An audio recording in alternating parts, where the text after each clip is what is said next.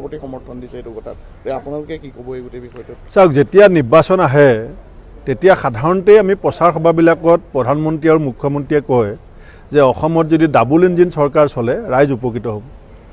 আৰু ইলেকশ্যনবিলাকত বিজেপি জিকি থকা এটা সেইটো কাৰণ যে দিল্লীত বিজেপি আছে, অসমতো যদি বিজেপি হয় তেতিয়াহ'লে পুঁজি আবণ্টনটো অধিক দ্ৰুততৰ হ'ব, পুঁজি আবণ্টন বেছিকৈ আহিব, গতিকে অসমৰ ৰাইজৰ ভাল হ'ব।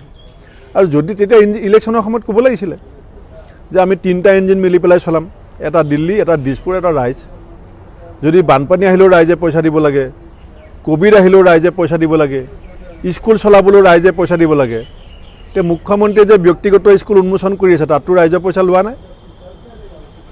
মুখ্যমন্ত্ৰীয়ে যিখন ব্যক্তিগত স্কুল উন্মোচন কৰিছে তাতো ৰাইজৰ পইচা বিচাৰিব নেকি? ব্যক্তিগত স্কুলত ৰাইজৰ পইচা নালাগে, তাত মুখ্যমন্ত্ৰীয়ে চলাব। আৰু বাকী স্কুলবিলাক য'ত আমাৰ গাঁৱৰ দুখীয়া মানুহৰ ল'ৰা ছোৱালীয়ে পঢ়ে তাত ফিজো দিব লাগিব 300 টকাকৈ, আৰু পইচাও দিব লাগিব ৰাইজে। তো ডাবল ইঞ্জিন চৰকাৰ থকা আমাক চৰকাৰ কিয় লাগে?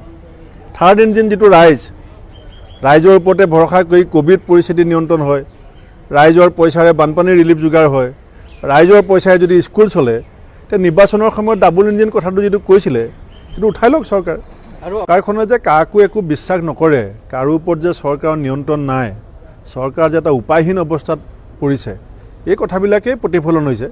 কাৰণ আগতে আপুনি গম পায় APSC পৰীক্ষাৰ পৰা আৰম্ভ কৰি মেট্ৰিক পৰীক্ষালৈকে কি ধৰণৰ বেমেজালি আৰু বিশৃংখলতা হয়। গতিকে সেই বেমেজালি বিশৃংখলতা এই চৰকাৰে যি ধৰণে পৰীক্ষাবিলাকত হয় তাৰ পৰা হাত সাৰিবৰ কাৰণে এতিয়া নতুন এটা যন্ত্ৰণা আজি ৰাইজৰ ওপৰত জাপি দিছে, যিটো কেতিয়াও গ্ৰহণযোগ্য নহয়।